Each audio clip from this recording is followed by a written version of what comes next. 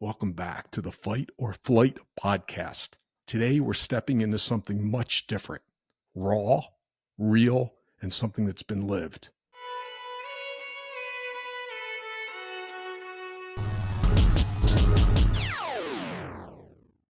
My guest embodies our fighting spirit. He's a spiritual time traveler, my words, not his, a provocateur, and in my opinion, a humble seeker. He has seen the highs, chemical and cosmic, but he's also crawled out of the lows that would break most of us. From streets to studio, from prison to private jets, his story is redemption in Technicolor. Lewis is a cultural tour de force. Think murals, symbolism, and movement. Art that doesn't just hang in galleries. Art that haunts you in a very positive way. My brother, welcome to the podcast. Thank you very much. I appreciate you for having me on. I'm excited. So listen up.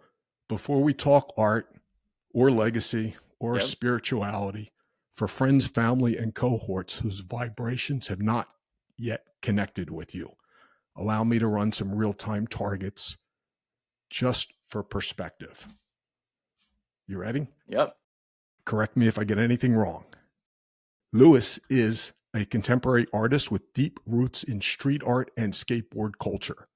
He has exhibited internationally. He has completed remarkable commissions, including a mural on a 12-seater private jet for Art Basel, Miami. His work is often compared to Jean-Michel Basquiat and Keith Haring, and he frequently exhibits at the Hamilton Selway Gallery in West Hollywood.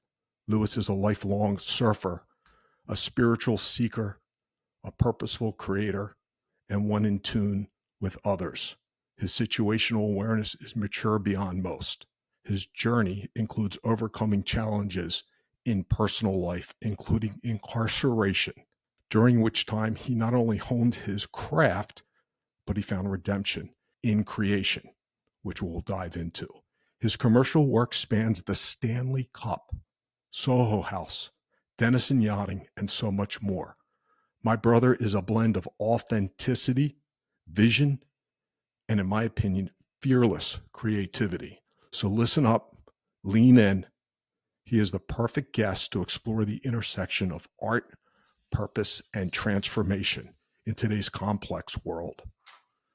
Having shared that, I want to start with you, Lewis, not your press bio, not your resume. Yes, just sir. 3 simple questions. Yes, sir. Who have you been? Who are you today? And who are you becoming? I have been a happy kid that grew up in Southern California with great parents, and like we all do, there's family trauma and things, and we have to learn through the fight and the flight. And I grew up a happy kid with supportive parents that had everything and could figure things out. And at a certain time, I went to the streets in graffiti and got out of the home and started doing different stuff. So who I've been this happy kid that had turbulence like a lot of people, manifestation into drug addict and all of these things that with no self-love that ended up making a lot of bad decisions and hurting myself with a lot of low frequency drugs.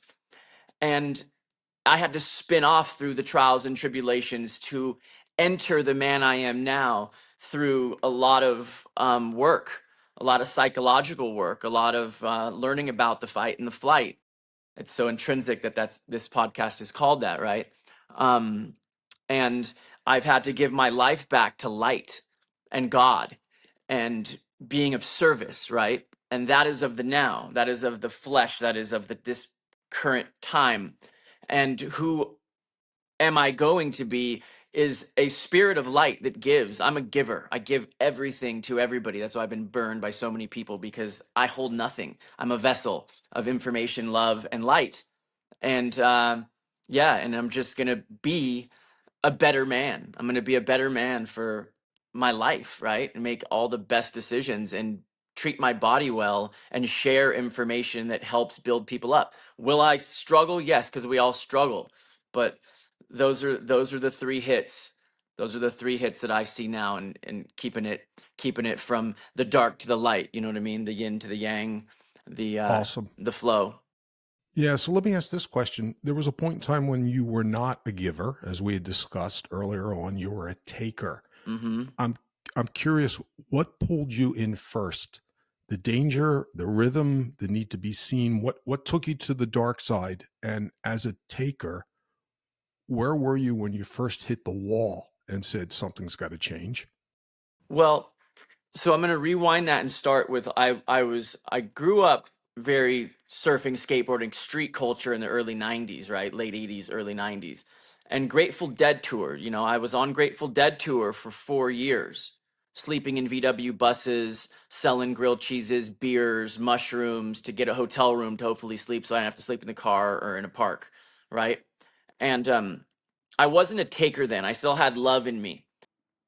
Cocaine, alcohol and cocaine turned me into a violent self, of darkness where I went inward, and alcohol and cocaine turned me into this different person, really. And I started taking, manipulating.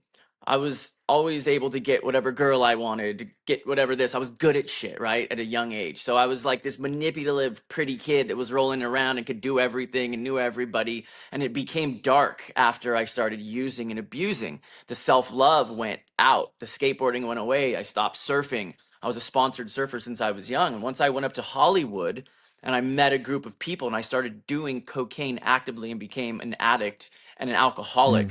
That's when I was able to take and make really horrible low frequency decisions. You know what I mean? Always just like sleeping at someone's house, doing this, borrowing this, taking that, like not caring, giving my body out, doing drugs, ending up here, whoop whoop, sleeping here, not and really owning that. Like I had learning disabilities in school at a young age. So in that part of time, you were in school with the kids that really had like real issues. And I'm in like these like classes in elementary school, and people are like, oh, he's in the fucking retard class. And it's like when you yeah, get that at a young age, you adopt like these things. Oh, I'm not that. Well, guess what, dude? I don't need to be that, because I can drink and fucking fuck and fight and do graffiti and just be a wild savage. And that's the brand I'll build, because you can't tell me that I'm not smart, right? But it really hurts, and you're just masking all that pain. So yeah, that's when I became like a taker, and was just doing tons of graffiti, tons of drugs, stealing paint. Like all I know from art is pain. Like, and art was never like a happy thing for me. It's like I failed art class even in like the first year of high school, because I just couldn't listen, because my frequencies faster or whatever than to sit still. But yeah, I became a taker, and just stealing like from society, and just really angry at the system, and young, and you know reading a Behold a Pale Horse from William Cooper, and just already knowing about the Illuminati, and already deep in stuff in a teenage years that's like that I'm still reading, but it's cool, yeah, cool. So, I was a taker, man, and I didn't care about anybody, including my family. I hurt them. I hurt most of the people I came in contact with, at times women, and was just a taker, was a selfish taker, because I had a lot of pain. so a little feedback because I have the pleasure of speaking with a lot of people. You're one of the most insightful that I've bumped into, and that is not something that's learned; it's innate. So I congratulate you. So whatever that dolt was, or those people that were trying to put you in the box, they didn't recognize your superpower, and I think that's a problem with our institutional education today. Absolutely. Is trying to classify people opposed to understanding these children, and to your point, getting them to vibrate in a manner that's productive, not destructive. 100%. Absolutely. Let's talk about getting high for a minute. Let's talk about getting high. All right, brother, here My we palm, my go. palms already start. My palms already started sweating. Are you getting salivating? No, You're getting no, excited? I'm no. joking. Yeah. So is getting high, did it start as a creative outlet or as an escape from the pain? So my parents took me to all my first Grateful Dead shows when I was 16, and I never did even smoke weed. I was like a sponsored surfer who was surfing in the National Scholastic Surfing Association, going to Christian church, surfing the Christian Board Riders Association. Like, I never did drugs. I didn't like drugs. I made fun of drugs. And so I didn't even do drugs or smoke weed till I was like 18, which is like I'd already been to training Grateful Dead concerts by the time I ever smoked weed. But it was always like that culture was always calling me. I remember like having weed and looking at weed and being obsessed with weed, the smell of it, how it grows, and the medicine part of it at a young age. And so yeah, getting high came later. And it was mostly just smoking weed to surf and like using it for fun and like, and stepping out of, I'm an Aquarius, I'm a poet, I'm emotional. So anything that could take me out of like my feelings my insecurities. And probably at that time I was doing that, but it wasn't until drinking. Like I'm an Mm. alcoholic. Like, like drinking is what is the conduit to my like fucking rebellion right at that time. Well, it's interesting because rebellion can mean different things to different people. And as an athlete, a surfer, a skateboarder, whether you're an ultra marathon, whatever the case may be, it's an outlet. It's an escape to some extent. Absolutely. So I really appreciate what you're sharing. I'm curious if the high and the drugs were in a relationship with you because you're escaping some trauma or escaping that prejudicial comment that that school child experienced. I think it's probably a bit of both because the psyche gets affected and you can hold on to things in your developmental years as an adolescence, as a teen, right? And you're drinking or you're getting high and it's masking you from things, probably family problems, things that I felt. So yeah, it was an escape. And then when I found alcohol, it was a huge escape because alcohol I Mm, could just be whatever and be a drunk and then do coke and just be whatever fucked up character I wanted to play. And it wasn't really me. It's this like fucked up character, And at that time in Long Beach, where I was from, people were faded. Friends were dying. Heroin was big. Like you were like, it was cool to be the dude that was fucked up and had a mm, pocket full of Valiums and Xanax and was giving out pills and just being that like straight up like just degenerate mode, That was like cool in my era where I thought like all my friends, we were just like those kids, like, doing whatever, graffiti, just wild.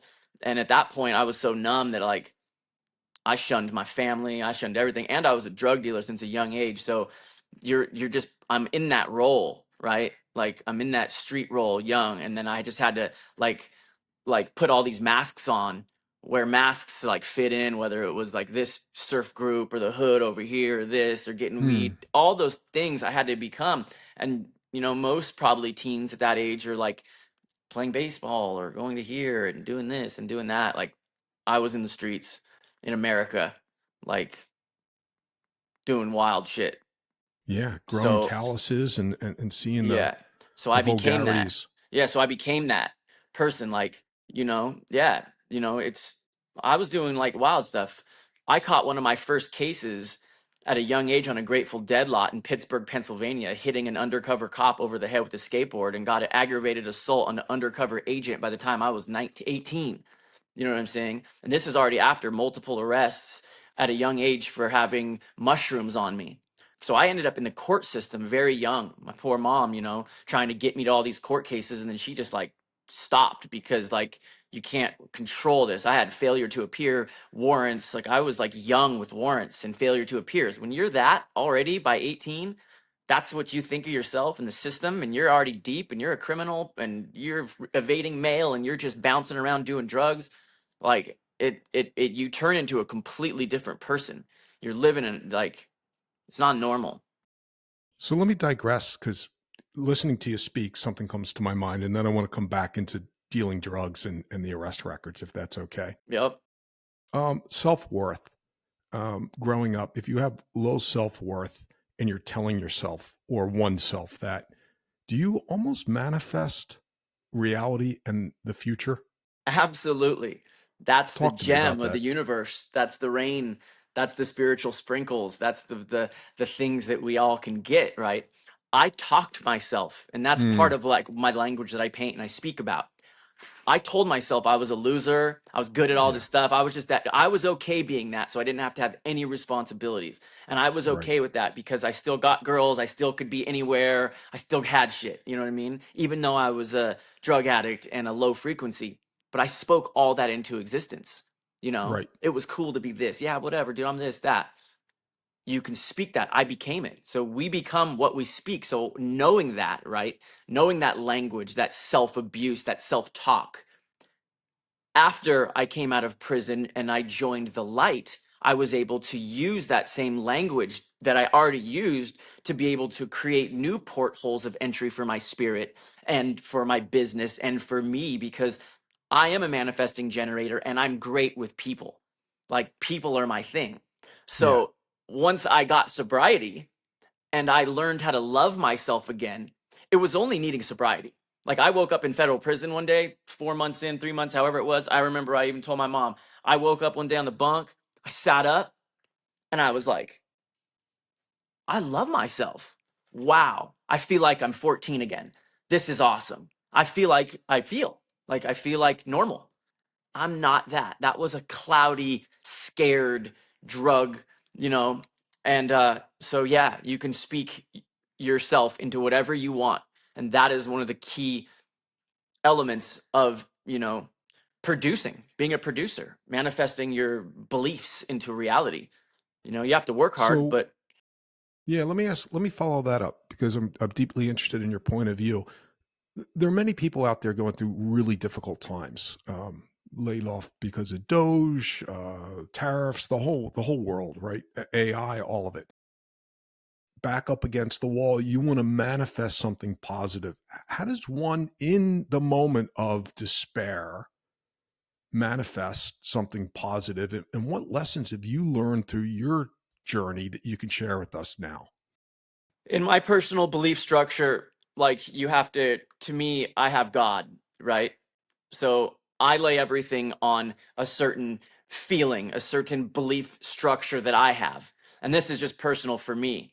And when you believe that your breath, your life, a roof over your head, whether you have one or not, or you're staying at a cousin's house or a friend's house, you're going through these things.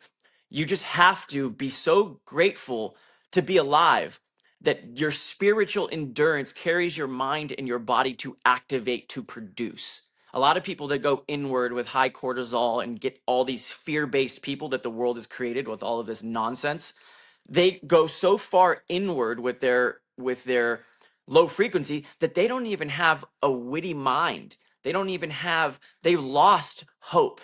So they sit there and feel self-pity. Like, I won't do that. Like, I will figure it out. And I believe that people, when they find self-love for just being alive and gracious Mm. that they have their breath, can go out and find anything, because competent people will win. And if you're not competent at all and you want to blame the system or you want to blame this or that, like, I don't believe in that, brother. I don't. No, I Yeah. appreciate that. A lot of the Yeah. special operators that I've spoken to use the word gratitude and they talk a lot about breath work. So I Mm-hmm. really appreciate you hitting that. A question for you. Yeah. What happens to the individual that's agnostic or has not found religion? They go through their own journey. They believe in self. And I'm not saying that that belief in self can't be one of the most highest frequencies to go achieve. I don't know that because I don't have that. But I am a believer in all realms of everybody. And I think if you can find your realm of spirituality that works for you and you can move it in modern society, and I believe a lot of different stuff. I mean, we could go deep. I believe that, you breathe in, we have a light around us, on some Tesla shit that we have. There's energy that we can't see, and you can create anything, and you can grab things, and you can grab thoughts through breath, through meditation. So agnostic, like, I like talking to agnostic people. I have people that don't believe in God and collect my work, like, and Hmm. and collect things and talk to me about it, and I just say that's awesome. But the data shows in school shootings and in people that are dying, a huge amount of people turn to God when they are at their lowest or about to end their life.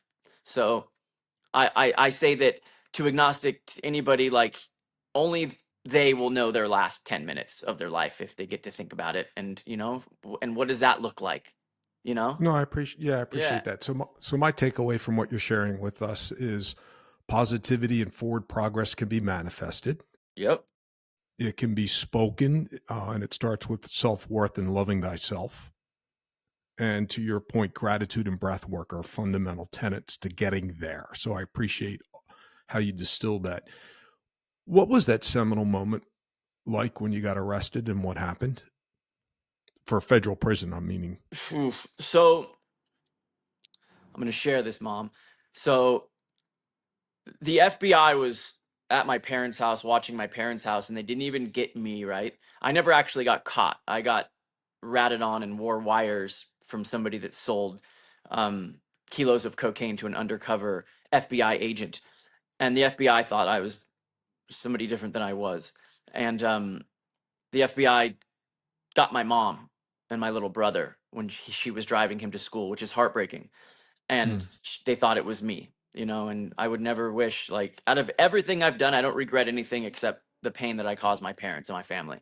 That's the only thing in my life. I don't regret anything. Everything I got to hear was needed, or else I wouldn't be alive.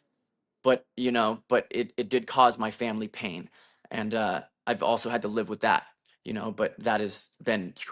So yeah, they never got me. I had to turn myself in to the FBI in Orange County, right? And go in there and get the deal that I always knew that I would get. Like, they're gonna tell you, yo, rat on these people, and you do this, and everybody ratted on me.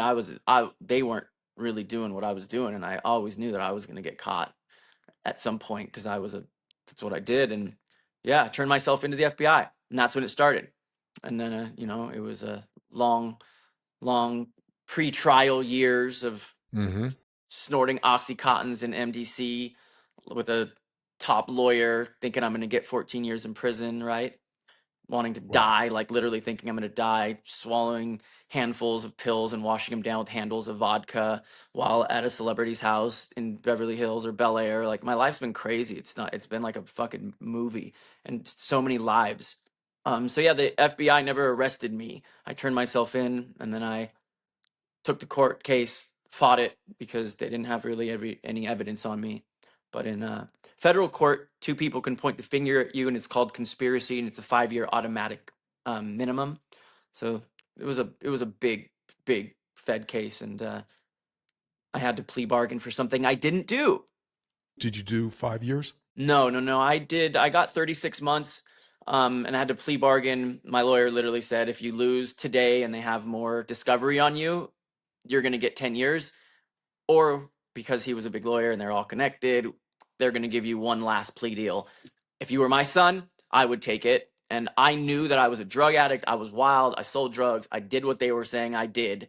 So, like, if I could get the least time possible, and I needed it. I needed it. Like, that was the last place for me. It was either the fucking grave or fucking prison. That was it. At the time, for me, that's how I honestly felt, because I was like shattered. And so, you think you're gonna go, you think you're gonna go to prison for a long, long time, and which is, and Yeah. anything over 10 years to me is like fucking crazy. And much respect to all the people out there who sat down for 10 and are still doing 10, and have people in places, especially for drugs. You know what I mean? Um, but yeah. Remarkable. I'm just pausing. I can't imagine 10 years, 5 years, 2 years. Forget about all that. The stress of just getting to that point and accepting it. Has your family forgiven you? Have you asked for forgiveness? Yes, I've asked for forgiveness. I've had a long road with my family, but I love my parents, man. They've been instrumental in everything that I've done. I've always had great cheerleaders at a young age, and like supporting me. And my dad's sober, fucking probably like 35 years. My dad was a alcoholic, so I grew up with an alcoholic father. And then he got sober, and then had my brother and my sister, so they didn't know him as an alcoholic, but I had the alcoholic and the remembering a lot of things that Yes. that happen, and that affects people, and that's just what it is. And but yeah, my dad's awesome. He has a lifelong of sobriety now, and is such a role model for me of what you have to do to keep your family, the nuclear family, if you want to keep it. And so it's great to have your father as a role model. Epic. I'd like to flip the script, appreciate the background, bringing us up to speed, your vibrations, what instills perspective and mindset for you. Awesome stuff. Mm-hmm. Let's talk about art for a moment. Mm-hmm.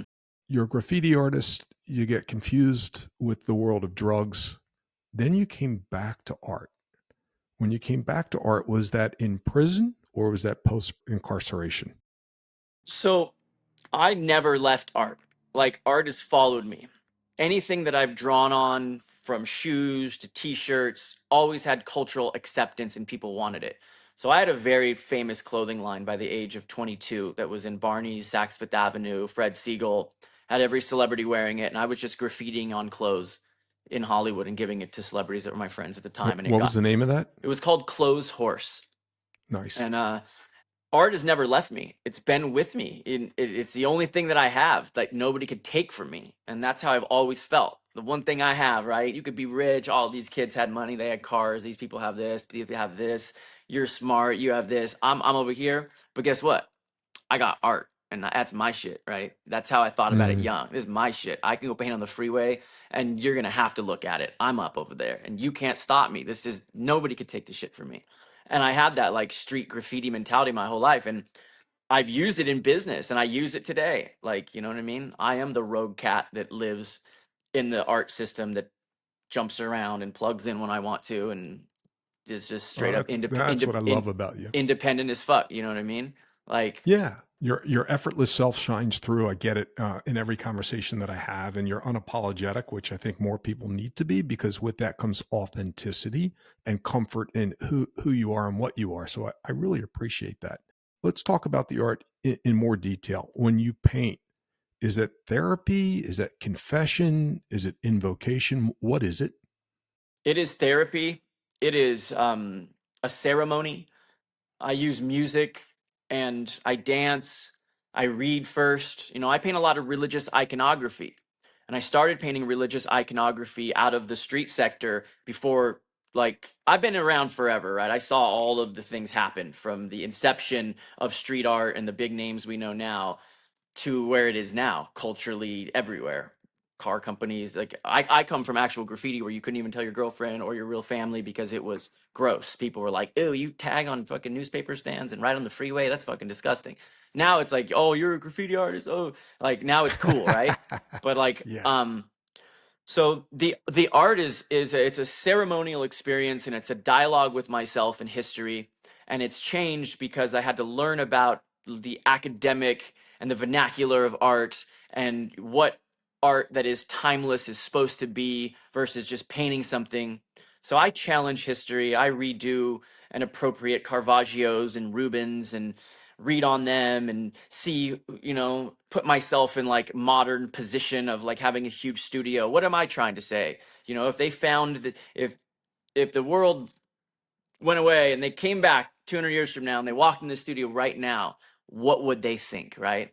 Like, and and so what would they think? Answer that for us. if art history still existed, they'd say, "Oh wow, somebody stopped here and just like music got remixed, and Wu-Tang took James Brown and hip hop remixed all this music. There's an artist that's Mm, remixing all of these paintings, and whoa, what's he saying? What is that? What's OnlyFans? Why is that religious connotation? How does that go? Oh shit, what's these? Are these like drug scales? I'm just talking about things I'm seeing. sure. Is this a money counter? What is that? Oh, that's a Jordan shoe. What does it say? Oh, sell drugs, buy shoes. Like what consumerism? This is like regurgitated consumer street language over art history. Like to me, it's interesting, and I only care about what I think. Fucking real. Like I paint for me. I don't care. I dropped everything years ago and realized that like who cares? Paint for fucking you. Stimulate yourself. This is your guts. This is your studio. This is what you've worked your whole life to be. Like so I'm after everlasting life. Like I want my Mm, paintings to be talked about forever. And I'm not like here to be cool. I'm not here to be anything but a vessel that takes history and reappropriates what I see and how to serve it back to the culture now and in the future with our street dialogue over it that people like me can read into. When they look at art history, you go to a museum, they see a big painting and they don't like they see it and they're like, "Oh, cool. Wow, that's skillful." But you take that Yeshua, or you take that image and you turn their skin a darker color. You make them Mexican. You make them this. You make them that. You talk about the streets. You take a sling out of a hand and you put a Glock, right? Like you're changing the language, and to me, that is interesting, and so it inspires me, and so I just keep telling these nice. stories, right? It's never ending for me. So Good shit. Your work is drenched in iconography. You brought that up. The crosses, the wings, the halos. I love it. So the question that I'd like to ask you is: does faith feed your art, or does your art feed your faith? Faith feeds my spirit, and my spirit feeds my body, and my body is the instrument. So it's a double whammy. But I think without being connected to the Most High and having a vessel and a channel, like and understanding that we're all sinners, and my whole life is a redemption tour, like that is the frequency, the God frequency that just fills me up every day. And I'm just so grateful for the sun that I get in the morning and the breath that I get to have. I'm like a fucking kid again every day, like, yo, I'm fucking alive. I live to be this thing. I have this art career. This is fucking awesome.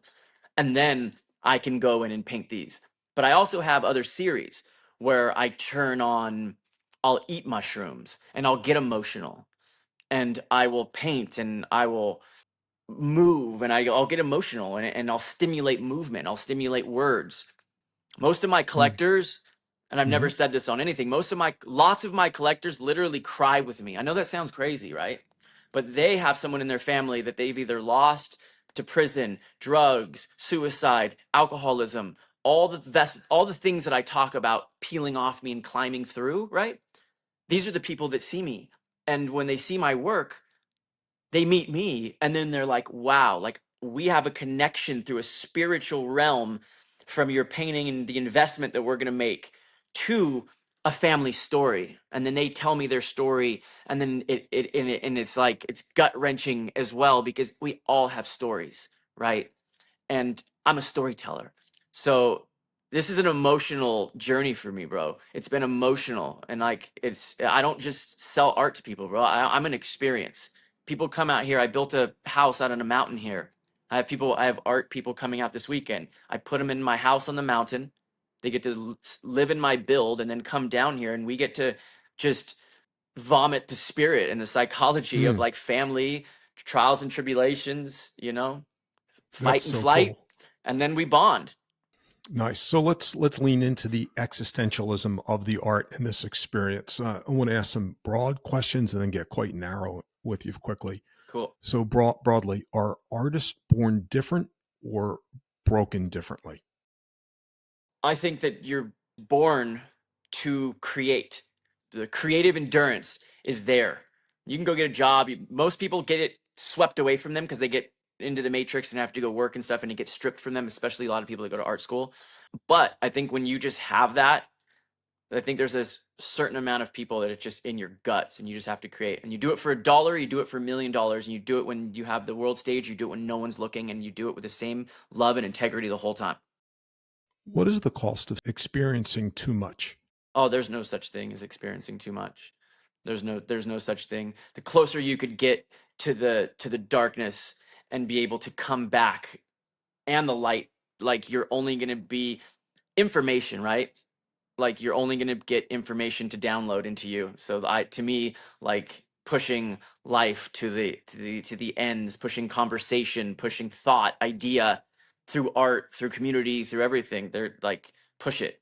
If you're an artist and you're not pushing it, to me, you're just, it's, I mean, that's with the whole art thing. It's Is art a rebellion or a love letter?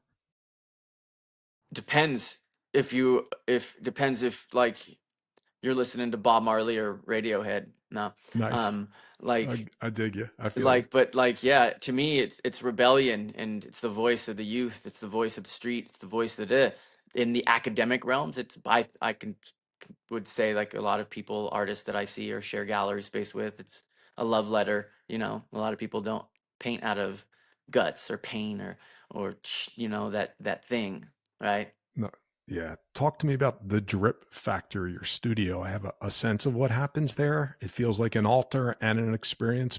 You touched on briefly what happens, but what happens when no one sees you in action? So the Drip Factory was my old studio in Los Angeles. I had it Yep. on Fairfax across from LACMA for 10 years. And I closed that studio, and I came out to Joshua Tree and got a 6,000 square foot warehouse that I turned into a massive place that I can have my sculptures and have my paintings that is out of the city. I'm on a new frequency. I want to create experience, and I needed to be in a place with peace. So I moved to the desert full time. And so this place, when no one's looking, is literally like me and my animals dancing around here like a kid. And I wake up in the morning, and like this, I have 5 bedrooms. This place is massive. The Joshua Tree National Park is literally, I open a huge thing and I'm just sitting on the mountain. It's a dream. It's everything I could have dreamed. But it's just me drinking coffee, dancing around, playing with my animals, ruining a painting, and then coming back. Sometimes I'm screaming and pissed off. Like last week, I was painting these paintings and I got really mad. The oils were like not doing what I wanted them to do. I got them all over me. The dog stepped in it, and I was throwing shit, like, and I'm not proud of that. But like when I paint, like I go through all these emotions, you know.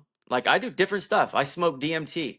I'll have a straight up DMT. I'll have a shaman or a DMT giver come here, and I'll literally smoke DMT while painting and watch my shamans 3D come off my paintings and have experiences while I'm dancing here for 10 hours in the dark with lights just on the paintings, and painting with my opposite hand and painting blindfolded, like coming up with movement, coming up with feelings that you can't get staring and painting reality. I never liked reality. So my work is like taking reality and just bending it and morphing it into whatever we can be, because I always had to wear different masks to fit in to society, or try. Outstanding. Yeah. It sounds like an angelic place to be, just out there in nature, open air, wind, sun, all of it. Yeah, I can It's a appreciate why blessing. you're It's a a hundred blessing. percent. Like, yeah, it And changed my life, man. Like the desert's been good to me. Exodus to the desert. Many people have done it far before me, but like, it's pretty biblical for me to come out here. And I owned part of a very large group hotel or a nightlife group in LA with some of the best restaurants, and so I was in the nightclub for 12 years in the most bougie nightclubs there are in the world, like with all celebrities and all models, and I come from that, and I just did that because I was good at it. So when I came out to here, I just like was peeling Hollywood off me. Like I was in Hollywood as like a socialite for like 25 years, like so nice. coming out here, being by myself, The learning about solitude. me, silence, Yeah. like it's been interesting. But I'm in my craft right now. Hard, It's deep. clear. It's Yeah, I can deep see and that. it's real and it feels good, and sometimes it doesn't, and sometimes I feel alone, and sometimes I feel like no one's looking, and then I'll do a show and then I feel like everybody's looking and I'm like, I don't want to play that.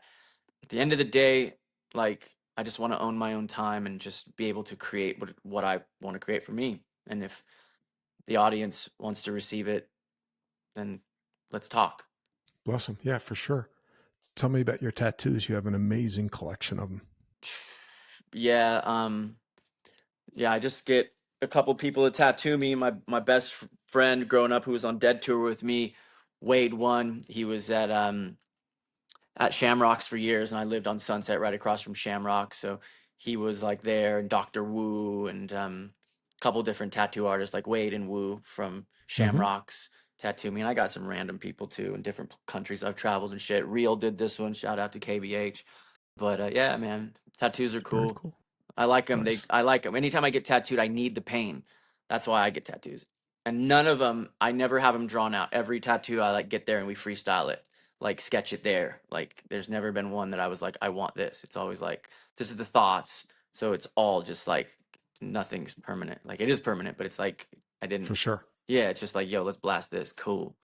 And there's symbolism and iconography behind all of that, just like your art. So I'm assuming it Yeah, tells an epic story. yeah, it just talks about religion, man. Religion. I grew up Catholic and then Christian and then the church, right? And was scared of nuns and got my first communion and saw the church and how eerie it made me feel at a young age. And like, so it was kind of spooky. So that's why I paint a lot of nuns, or I take these Vatican characters and put ski masks on them like they're robbers, because so like religion is a division, and and the world is showing it right now more than ever. And it's this holy war that's always been fighting, and now it's at the tip of our fingers because it's at our phones, right? So it's just like there. It's like it's crazy, like. But I think that with that said, it's time to use your God frequency in your local micro community around you, and just treat people with light and love. Have boundaries, of course, but That's be infectious with people, and yeah. try to give people the benefit of the doubt. And most people can see the same way if we just talk. You know. Can we pivot for a moment off the existential into the business of art? Yeah. What advice do you have for the young or emerging creative that's trying to develop their craft and the financing, the money that they can do it full time? I would say, like, get a job. Get a job that you can pay. Get a small apartment and live in your studio. Set up a corporation and learn the business side of corps and feed the corporation. And it's a lifelong process. You're not going to get it. It takes 10 years to become a master at anything. And, like, we know actors are, they're like, how many artists do really people really know that make a living on art? There's not many of us. So to the young artists, which message me on Instagram every day, my inbox is like, hey, how do I, what do I? And I only can tell them what I know. Like, you either take the academic route and you go to these art schools and then you learn how to paint these things, and then you're in this academic lane, and then you have a shot to be with this academic language and into these galleries. Potentially, a lot of these galleries are closing. We're watching them, the whole art contemporary thing, crumble as the literally days go on. Or you can paint your guts and you can talk about it and you can be loud and you can learn how to market on YouTube, Instagram, and you can create a brand. And you have to not care who's looking.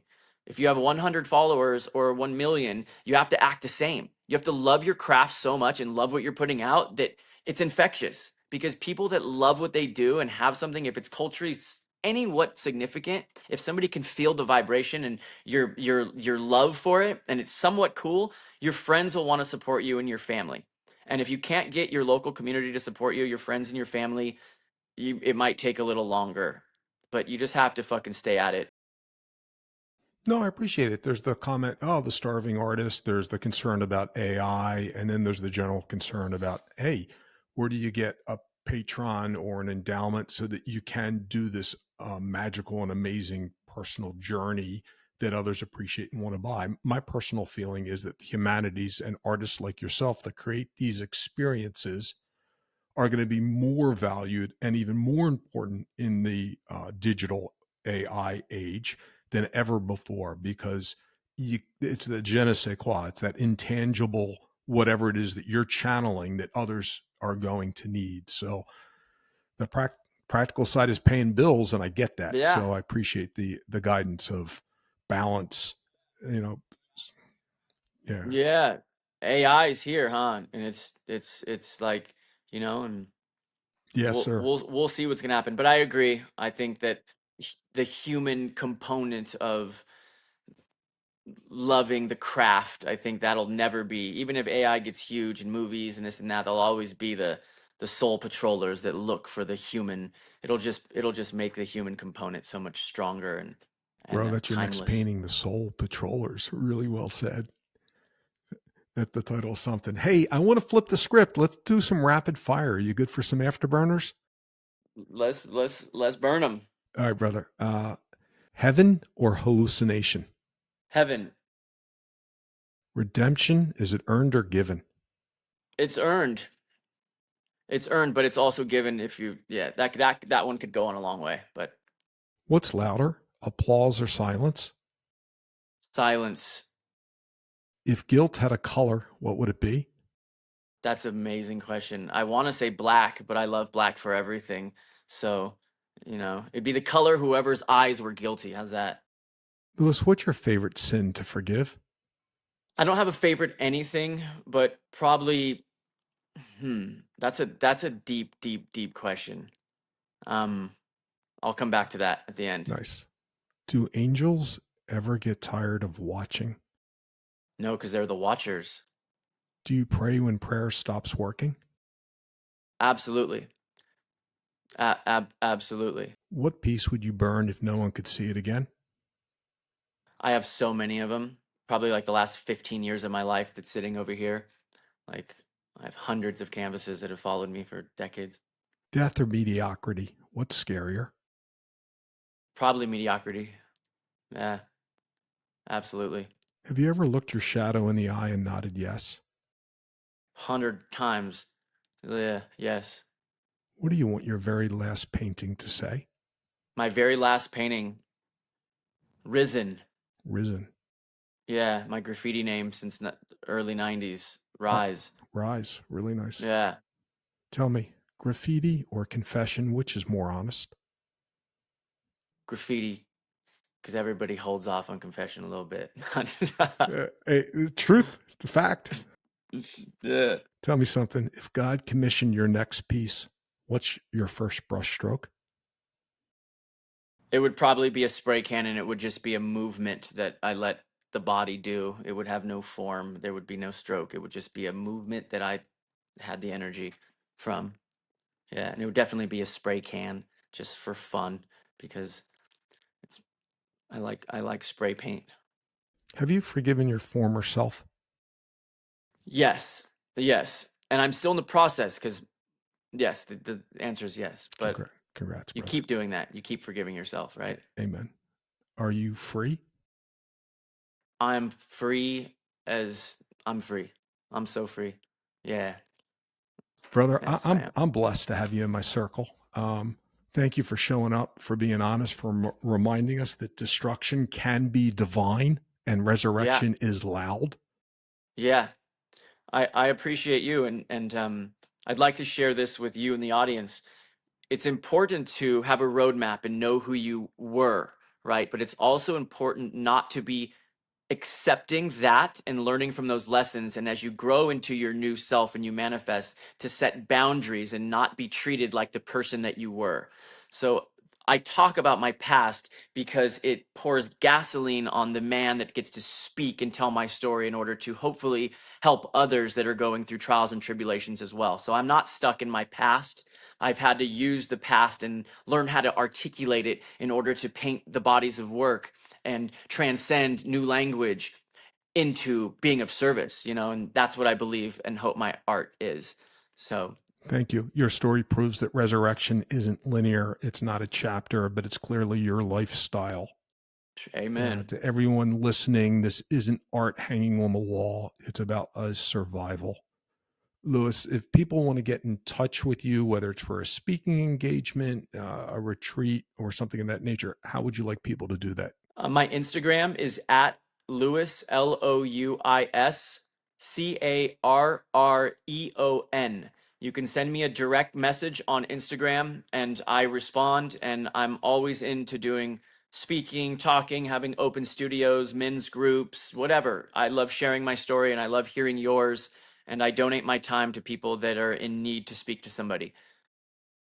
Friends, family, and cohorts, I'm Miles Jeffrey. This is the Fight-or-Fl1ght podcast. Please stay grounded, stay curious, and above all else, stay human.